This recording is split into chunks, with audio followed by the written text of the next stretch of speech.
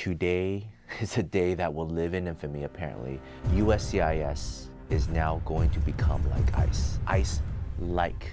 What do I mean? This newest memo by the director is saying that they are adding enforcement functions to USCIS.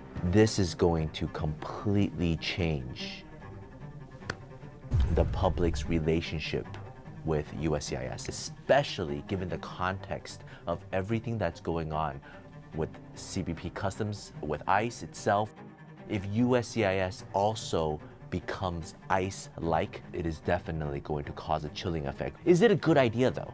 Let's talk about that, right? Been in this game for an extremely long time. There are merits to this, right? It is not completely out of left field, but we should talk about exactly what that means. If you are an immigration lawyer, if you are a practitioner, what does that mean for you? So today's memo reads, USCIS to add special agents with new law enforcement authorities. Here is what it's not saying, and I just want to be clear on that. What they're not going to do is make every single USCIS officer into a police officer. Not every single USCIS officer is going to carry a badge with a gun, be trained to arrest and detain. A lot of attacks are saying that they shouldn't be doing that. They are not trained to do that. They don't want to do that. All true, but that is not what this memo is doing.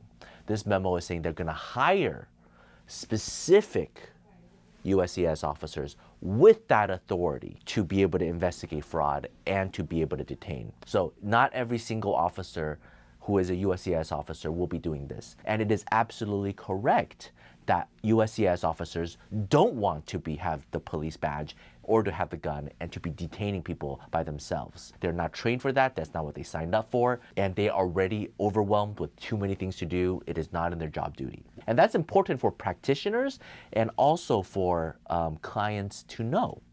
Because the beautiful thing about USCIS is that they are there helping people. As much as they are supposed to be a vetting agency, as much as they're supposed to be an enforcement agency, they are also a benefit agency. Work permits, travel permits, green cards, citizenship, benefits that you apply for, you compile documents for, and you get. It's a benefit agency, very similar to a DMV. The beautiful thing about USCIS historically has been if your application is incorrect, if there's something missing, you go up to an officer and they're kind enough to correct it for you and help you. We've seen officers call our office specifically, ask a few things, we answer them, and they just approve the case on the spot.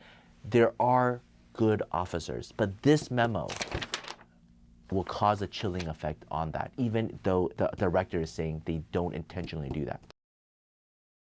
So even though not every single officer is going to have a badge, have a gun, and ready to arrest, the public is now afraid because the situation before, in the past 10 plus years, I've always been telling clients, if they have a simple case, they have a small little mistake, you don't necessarily need to hire a law firm or a lawyer. At the interview, they can correct it on the spot. Think about when you go to a Social Security office and you ask a question. Maybe they don't have the best customer service, but you are not afraid that they're going to tackle you and arrest you and take away your life and liberty, right?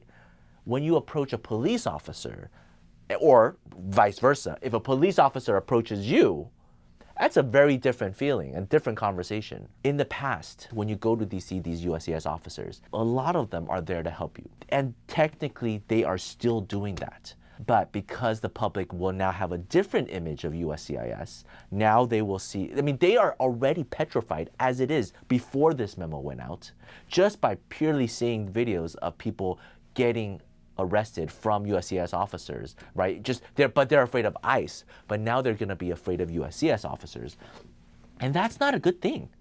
And the reason why that's not a good thing is because in so much of the application process, you want the conversation to be fluid. The officers are trained to ask questions, to interview, to swear in, and it's not supposed to be an interrogation.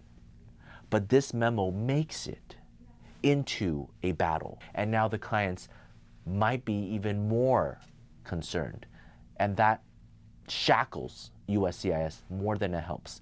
And I know that's not the intent, right? The intent is they're going to hire and deputize officers who are in the building, who are going to review cases that are highly fraudulent, and they will coordinate with ICE and detain and arrest people that they deem to be completely fraudulent. Now, here's the crazy thing. I know almost every single USCIS officer will have a war story, right? And if asked, are there any cases that you would just immediately refer for detention?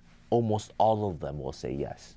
And you might conclude, oh my goodness, every single officer has a story. That means there's tons of fraud rampant everywhere. But guess what? A lot of those stories are the same story. Sometimes it's the same story that gets spread around. Now everybody has like, oh yeah, that case is fraudulent, I will refer that one. But that doesn't mean on their own docket, every single person every single day has 1 out of the 10 that is for sure fraudulent. You see what I'm saying? So just because every single USCIS officer knows that there are extreme cases that they would totally refer to ICE doesn't necessarily mean that there are tons of fraud everywhere. And I might add, USCIS officers are trained to adjudicate cases by the standard of proof of more likely than not. It's a 50-50 test. They look at a case, is it 50% approvable or is it not approvable? If it's approvable, they approve it. If it's more likely than not that it's not approvable, they might get a request for evidence, or they might give a notice of intent to deny, or they might deny it. But fraud is not that 50 line. It's like 2%. It's like there is so many convincing evidence that this case is wrong, that this person should be detained, that we should deport this individual. And of course, USCIS officers come across these cases more than anybody else, more than CBP, more than the consulate, more than ICE.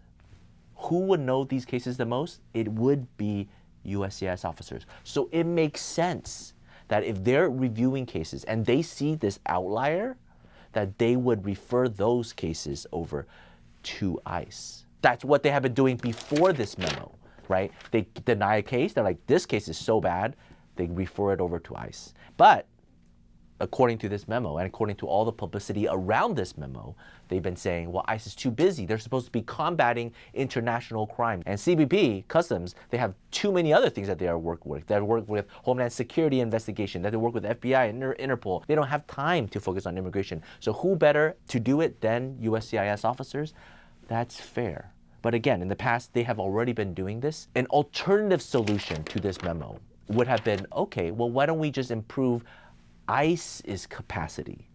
They are already trained, they're already deputized, they're already trained to give notice of intent to appear, to revoke people's statuses, to detain them, to house them. Housing is actually not a great term considering the conditions in which people are living in. But they're supposed to already put them in detention centers. Well, what are they supposed to do now, right? So if ICE was just empowered to have a separate personnel staffing to work with USCIS, and a lot of these ICE officers are already in the same field office as USCIS. So if you're gonna hire people, why don't you hire under ICE? Why are you hiring under USCIS? It is not the best look for USCIS.